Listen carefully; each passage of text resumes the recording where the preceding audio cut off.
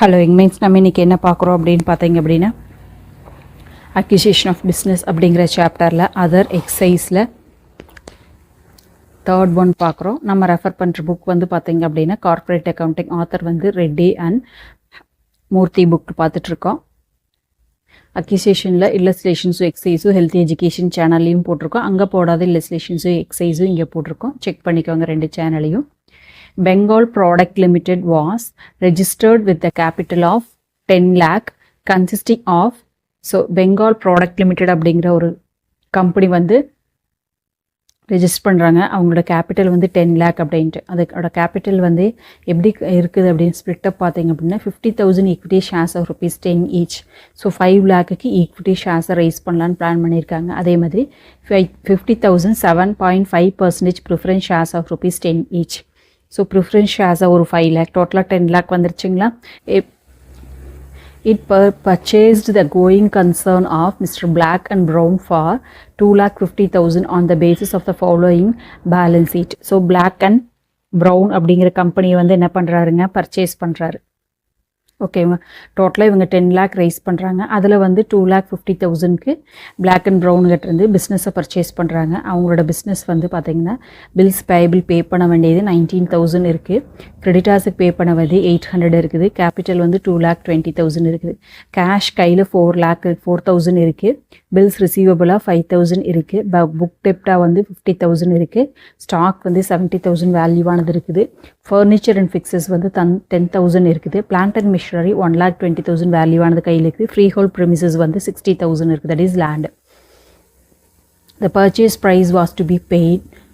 So இந்த 2,50,000 எப்படி pay பண்ணுறாங்கன்னு பார்த்தீங்கன்னா 50,000 in fully paid equity shares. So equity shares 50,000 கொடுத்துறாங்க. 50,000 in fully paid preference shares and 50,000 is paid a debenture. So 51 lakh டிபெஞ்சராக ஒரு 50,000 balance in cash. So 2,50,000ல் 1,50,000க்கு 50 ஈக்விட்டியாகவும் ப்ரிஃபரன்ஸ் 50ஆகவும் டிபெஞ்சர் 50ஆகவும் கொடுத்துட்டு ரிமைனிங் வந்து 1 lakh வந்து என்ன பண்ணுறாங்க, கேஷாக கொடுத்துறாங்க. The remainder of the shares were offer to the public.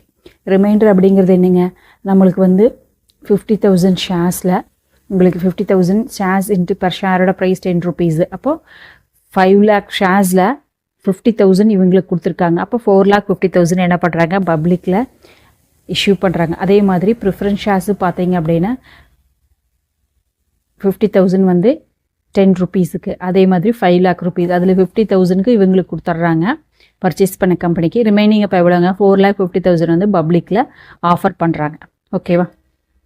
So அதுக்கப்புறம் நெக்ஸ்ட் என்ன இருக்குது அப்படின்னு பார்த்தா அப்படின்னா ₹2 per share ஆன் அப்ளிகேஷன். அப்ளிகேஷனில் வந்து பப்ளிக்கில் ரிசீவ் பண்ணுறாங்களே அந்த அமௌண்ட் எப்படி ரிசீவ் பண்ணுறாங்கன்னா 10 rupees அப்ளிகேஷன் 2 rupees ஆகும், 3 rupees அலாட்மெண்ட் ஆகும், 4 rupees வந்து ஃபஸ்ட் காலாகவும் were taken up and paid for.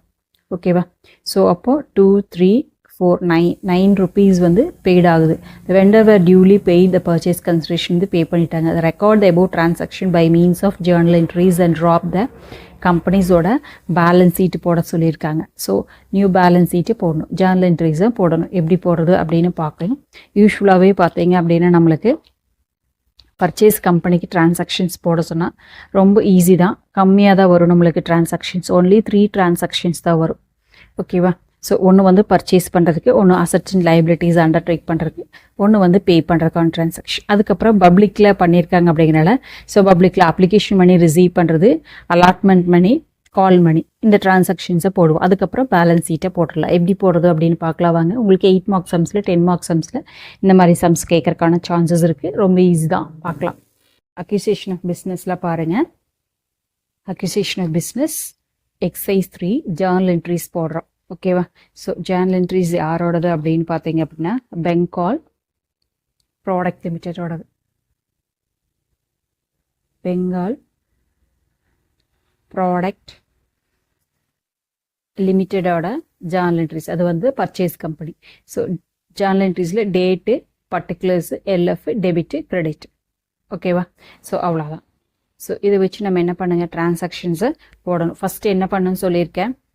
First வந்து அதுக்கு முன்னாடி நம்ம பார்க்க வேண்டியது என்ன அப்படின்னு பார்த்தீங்க அப்படின்னா ஸோ கம்பெனிக்குள்ளே ஜேர்னல் என்ட்ரிஸ் அப்படின்னா ஈஸியாக 3 ரூலையும் நம்ம எப்படி ஞாபகம் வச்சுக்கணும்னா, கம்பெனிக்குள்ளே எது உள்ளே வருதோ அதை என்ன பண்ணுங்க, டெபிட் பண்ணும். கம்பெனிலேருந்து எது வெளியே போகுதோ அதை என்ன பண்ணுங்க, கிரெடிட் பண்ணும். ஓகேவா?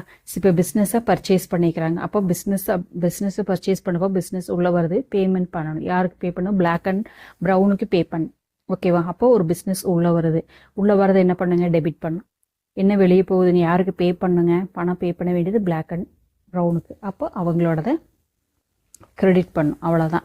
ஸோ இந்த மாதிரி பேசிக் டிரான்சாக்ஷன்ஸ் ஞாபகம் வச்சுட்டிங்கன்னா உங்களுக்கு ஜேர்னல் என்ட்ரிஸை மெமரி பண்ணும் அப்படிங்கிறது கிடையாது. ஸோ ஃபஸ்ட்டு உள்ளே வரதுக்கான என்ட்ரிஸை போட்டுடலாமா? அப்போ ஃபஸ்ட்டு வந்து என்ன பண்ணுறாங்க, பிஸ்னஸை தானே பர்ச்சேஸ் பண்ணுறாங்க இல்லையா? ஸோ அப்போ பிஸ்னஸ் பர்ச்சேசஸ்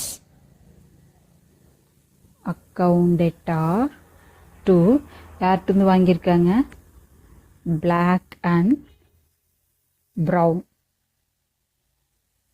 அக்கௌண்ட். எவ்வளோக்கு வாங்கியிருக்காங்க அப்படின்னு பார்த்தீங்கன்னா 2,50,000 அவங்களே சொல்லியிருக்காங்க. ஓகேவா? ஸோ 2,50,000க்கு வாங்கியிருக்காங்க. 2,50,000.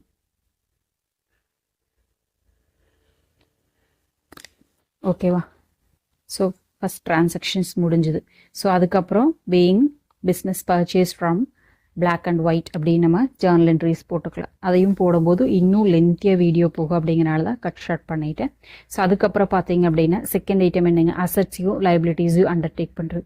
இப்போ ரீவேல்யூ எதுவுமே கொடுக்கல அப்படிங்கிறனால அப்போ அசட் எல்லாத்தையும் அப்படியே எடுத்துக்கலாம். கேஷ் எடுத்துக்கலாம், பில்ஸ் ரிசீவபிள், புக் டெப்ட், stock, furniture, plant, freehold premises. இந்த சைடில் பார்த்தீங்கன்னா லைபிலிட்டி நம்ம பே பண்ண வேண்டியது பில்ஸ் பேயபிள், கிரெடிட்டார்ஸ். ஸோ எது உள்ளே வருதுங்க, அசட் எல்லாம் உள்ளே வரும், லைபிலிட்டி பே பண்ணும், அதெல்லாம் வெளியே போகும். அப்போது எதெல்லாம் உள்ளே வருதோ அதை என்ன பண்ணுங்க, டெபிட் பண்ணும். இதெல்லாம் வெளியே போகுதோ அதை என்ன பண்ணுங்க, கிரெடிட் பண்ணும். அவ்வளோதான். அப்போ கேஷ் வந்து நம்மளுக்கு 4,000, பில்ஸ் ரிசீவபிள் 5,000 டெபிட் பண்ணிடலாமா? ஓகேவா? ஸோ அப்போ கேஷ் எவ்வளோங்க, 4,000. ஸோ அதுக்கு அடுத்தது நெக்ஸ்ட் என்ன இருக்குது,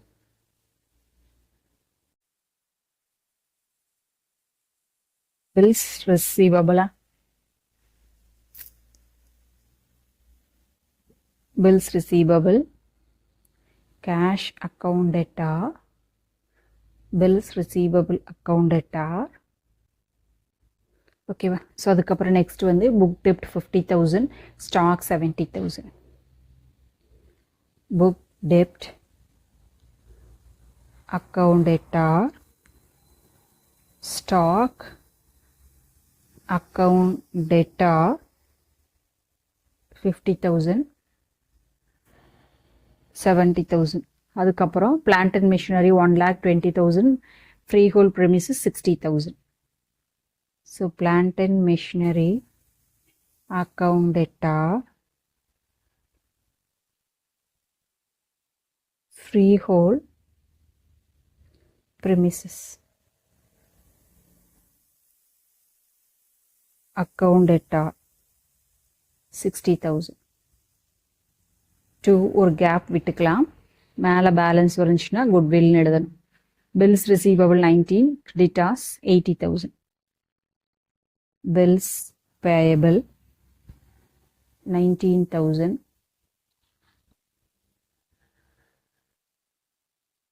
ஸோ அதுக்கப்புறம் சன்ட்ரி கிரெடிட்டார்ஸ் 80,000. ஓகேவா? சின்ன ஒரு ஐட்டம் என்ன இருக்குதுங்க, business purchase. So business purchase pay பண்ணோம் இல்லையா, நம்ம அதுக்கு எவ்வளோங்க, 2,50,000 பே பண்ண. ஓகேவா? இப்போ எவ்வளோ பேலன்ஸ் வருது அப்படின்னு பார்க்கலாம். 2,50,000 ப்ளஸ் 80,000 19,000. ஸோ இப்போ இங்கே எவ்வளோ வருதுங்க, 3,49,000 வருது. 3,49,000 வருது. ஓகேவா? டெபிட்டில் எவ்வளோ வருதுன்னு பார்க்கலாம். 4,000, 5,000, 50,000, 70,000, 1,20,000, 60,000. இப்போ அசட்டோட டோட்டல் பார்த்தீங்கன்னா 319 வருது, லைபிலிட்டியோட டோட்டல் 349 வருது.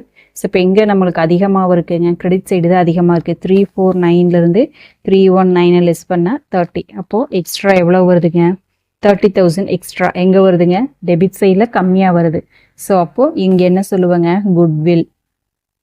Account data 30,000. ஏன்னா டெபிட் கிரெடிட்டும் நம்மளுக்கு டேலி ஆகணும். ஸோ இதுதான் நம்மளுக்கு என்னங்க பேலன்சிங் ஃபிகர். ஓகேவா? ஸோ குட்வில் அவ்வளோதான். ஸோ நீ அடுத்த டிரான்சாக்ஷன்ஸ் என்னங்க பேமெண்ட்டுக்கான டிரான்சாக்ஷன்ஸ். ஸோ பேமெண்ட் நம்ம எப்படி கொடுக்குறோம்? 50,000 வந்து ப்ரிஃபரன்ஸ் ஷேராகவும் 50,000 ஈக்விட்டி ஷேராகவும் 50,000 வந்து டிபெஞ்சராகவும் ரிமைனிங் வந்து கேஷாகவும் கொடுக்குறோம். கொடுக்க வேண்டிய அமௌண்ட் எவ்வளோங்க? 2,50,000. ஸோ பாருங்கள் 50,000 ஈக்விட்டியாகவும் 50,000 ப்ரிஃபரன்ஸ் ஷேராகவும் 50,000 டிபெஞ்சராகவும் பேலன்ஸ் வந்து கேஷாகவும் கொடுக்குறோன்னு சொல்லியிருக்கோம். ஓகேவா? ஸோ அப்போ அதை போட்டுடலாமா? ஸோ யாருக்கு கொடுக்குறோங்க? பிளாக் அண்ட் ஒயிட்டுக்கு கொடுக்கணுமா? So black and brown account data to என்னவா கொடுக்குறோம்? Equity share capital. எவ்வளோ கொடுக்கணுங்க? டோட்டலாக 2,50,000 கொடுக்கணும். அதில் ஈக்விட்டி ஷேராக 50,000 கொடுக்குறோம். To preference share capital. இது நம்மளுக்கு வெளியே போகுது ஷேரெல்லாம், அதனால் கிரெடிட் பண்ணி 50,000. ஸோ டிபெஞ்சராக நம்மளுக்கு என்ன வருதுங்க? Debenture account 50,000. ஸோ அப்போ பேலன்ஸ் வந்து நம்மளுக்கு கேஷ். பேலன்ஸ் எவ்வளோ வருதுங்க? 2,50,000 கொடுக்குறதுல 1,50,000 போனால் பேலன்ஸ் எவ்வளோ நம்மளுக்கு? 1,00,000 rupees. அது கேஷாக கொடுக்குறாரு. ஓகேவா? இப்போ இந்த டிரான்சாக்ஷன்ஸ் முடிஞ்சுதா? அடுத்தது நம்மளுக்கு என்ன இருக்குதுங்க? ரிமைனிங் பப்ளிக்லேருந்து அப்படின்ட்டு இருக்காங்க. ஸோ டோட்டலாக இவங்க ஈக்விட்டி